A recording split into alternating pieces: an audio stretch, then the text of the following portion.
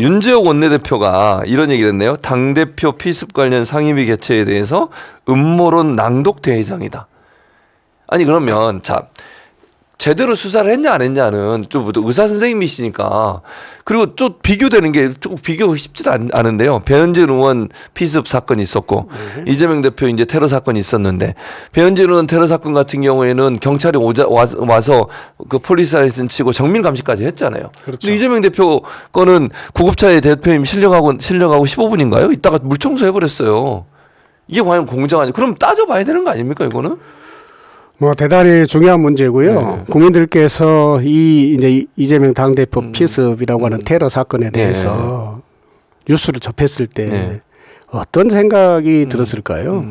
그러니까 이재명 당대표의 존재를 가장 부정하고 싶어하는 집단의 뭔가 사주 또는 음모 이게 이제 가장 많은 국민들이 생각하셨을 거예요. 거죠. 그러면 기본적으로 이것을 해소시켜 줄 수 있을 만한 경찰과 검찰의 행동들이 나와줘야 되는데 그렇죠. 전혀 그렇지 않았어요. 예컨대 흔적 지우기, 은폐, 축소 이런 식으로 국민들께 비춰졌기 때문에 우리 국민들을 대표하는 국회에서 당연히 이 부분에 대해서 바로잡을 것을 요구하고 당연하죠. 제대로 수사하고 진상을 명명백백하게 국민들께 내놔라 하는데 신속하게 수사하고 한 것은 맞는 것 같아요.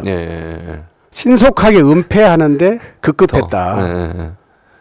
이런 모습으로 여당의 원내대표가 이것을 마치 우리의 요구를 음모론 뭐 낭독 대회장 이렇게 이야기했는데 이런 사건에 음모가 연루되지 않은 적이 없습니다. 맞습니다. 당연히 음모라고 우리가 지적을 먼저 하고 그러한 것들을 파헤쳐서 제2, 제3의 이런 정치 테러가 발붙이지 못하도록 하는 것이 정부의 역할입니다. 그렇습니다. 맞습니다. 그리고 아니 그러니까 그날도 그 회의하는데 안 들어왔잖아요. 국민의원들 다 나가버리고. 그러면 그리고 또 그날 부산경찰청장 와가지고 대답도 제대로 못했어요. 의혹이 더 커졌어요, 사실은. 그날 우리 의원들, 민주당 의원들이 질의하고 이러면서 사실은 의혹이 더 커지고 왜냐면 수사심의위원회 같은 경우도 그때 들으셨죠. 뭐 이렇게 위협성인가요? 제가 지금 정확한 단어는 생각이 안 나는데 이게 뭐 위해 정도라든지 심각성이 좀 떨어져서 신상 공개를 안 해도 된다고 판단했다. 이런 얘기를 했거든요.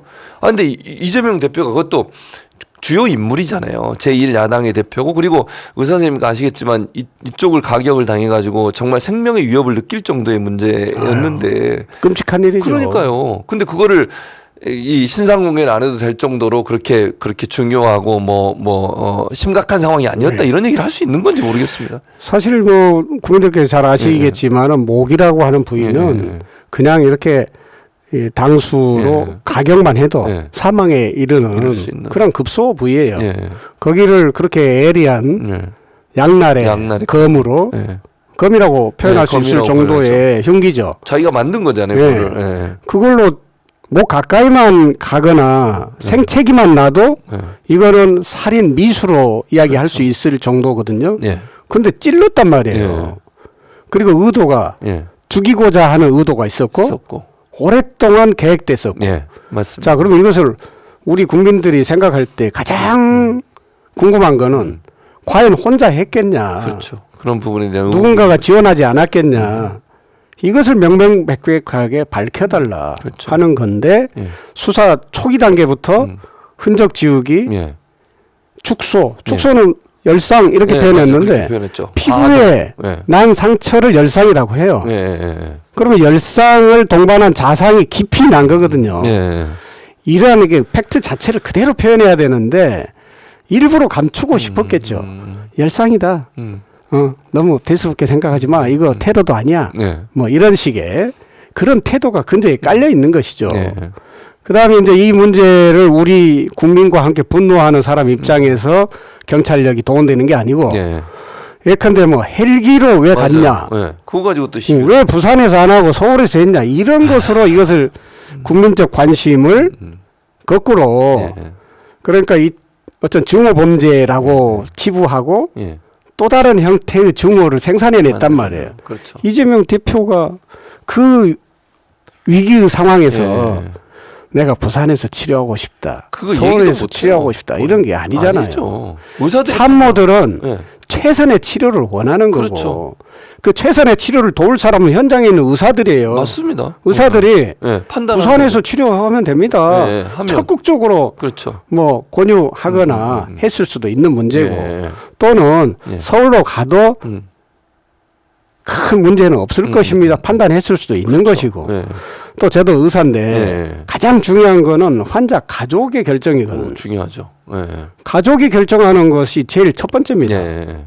의사들이 절대 책임지지 않아요. 그러니까요. 책임 안 지죠. 그런 부분을 전반적으로 고려해 보면 지금 뭐 부산시 의사회나 뭐 의사 단체에서 자꾸 뭐 지금은 좀 조용해졌습니다만은 이것이 헬기로 갈 문제냐, 뭐 부산에서 해도 되는데 왜 서울로 가라겠냐, 이거는 아주 본말을 거꾸로 뒤집으려고 애써서 노력한 흔적이거든요.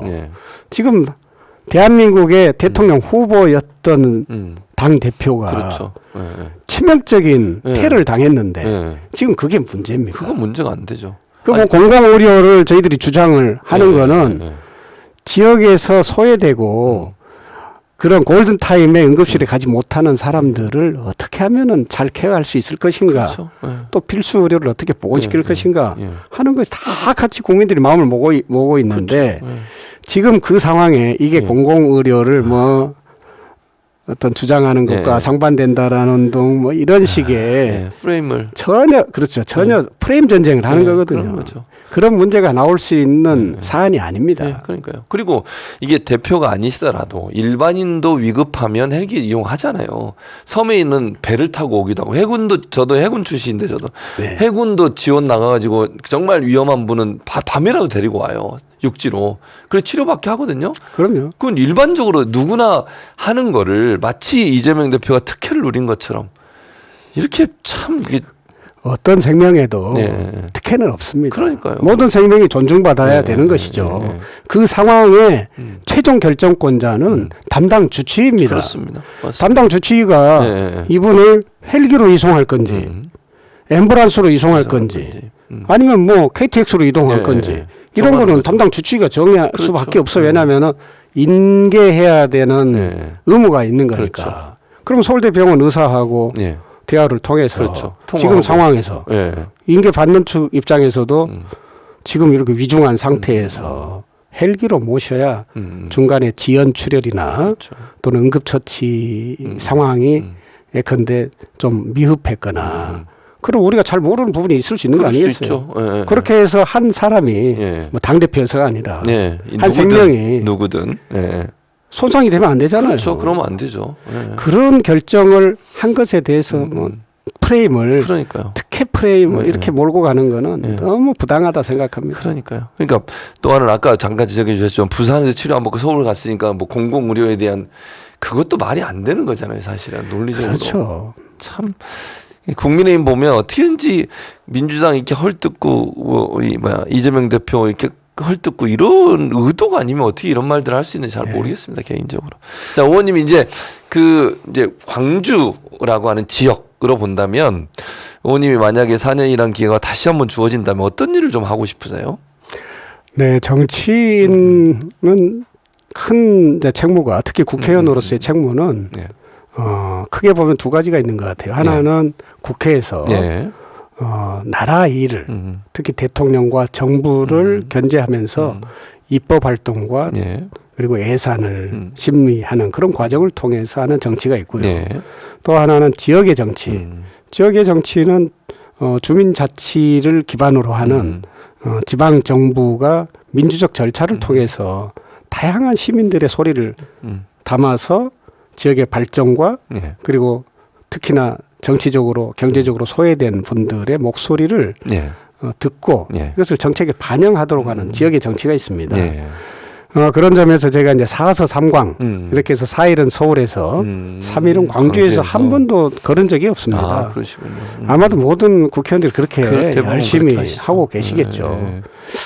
지역의 정치도 더 민주적 역량을 훈련하고 민주적인 정책 결정 과정을 더 다듬어서 그야말로 주권자 국민이 만들어가는 정치가 다양성을 기반으로 해서 이루어져야만 예. 우리 헌법이 보장하는 예. 민주공화국이 마을에서부터 만들어지지 않겠습니까? 그렇습니다. 그러한 것들이 시민주권, 예. 국민주권, 예. 시민의 정치 참여 뭐 이런 것들이라고 할 수가 있는데요. 예. 제가 과거에 이제 시민운동을 통해서 그러한 영역에 애정을 가지고 있었다고 한다면 예. 이제는 국회의원으로서 그러한 부분을 실질적으로 뒷받침할 수 있는 역량과 예. 역할을 좀 재선이 되면 더 좀 제대로 해보고 싶다 예. 하는 것이 있고요. 예. 또 한 가지는 우리 광주 전남이 인구도 줄어가고 있고 네. 전반적으로 대한민국의 큰 성장에 걸맞는 지역의 발전이 동반되지 않았기 때문에 여전히 소외받고 있다. 네. 그러나 대한민국의 새로운 성장 동력은 사실은 저는 뭐 한결같이 남북 통일이라고 생각합니다만은 그러한 큰 문제가 해결되기 전에는 지역이 균형적으로 발전하도록 하는 것만이 대한민국의 신성장 동력이라고 보고요. 예. 그런 과정에 지역 소멸 문제, 저출생 문제, 예. 또 일자리 문제 이런 것들을 다 해결할 수 있는 지역의 거점. 예. 그게 이제 지금 논의되고 있는 메가시티나 메가리전 그런 예. 전략 아니겠습니까? 그렇습니다. 네, 그런 것들을 해내려면 광주와 전남의 정치인들이 한 목소리를 내야 되고 또 대구 경북이나 불경의 정치인들이 예. 한 목소리를 내서 그러한 다양성들을 하나의 통합된 힘으로 엮어가는 정치력이 가장 중요한 시점입니다. 그렇습니다. 지금의 경제 위기나 기후 위기를 극복해 내는 것 자체가 대한민국의 새로운 발전을 뒷받침할 것이기 때문이죠.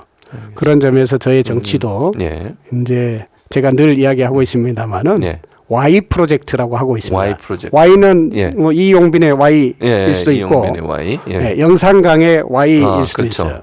이 영산강이라고 하는 문명의 중심을 예. 이제 광주 전남의 예. 새로운 중심으로 다시 바로 세우겠다. 이게 Y 프로젝트인데 예. 영산강 르네상스 르네상스. 시대를 열겠다 예. 하는 것이죠. 아주 좋은 아이니까 한강 르네상스처럼 영산강에서 그런 르네상스 시대가 오게 되는. 그래서 광산구가 예.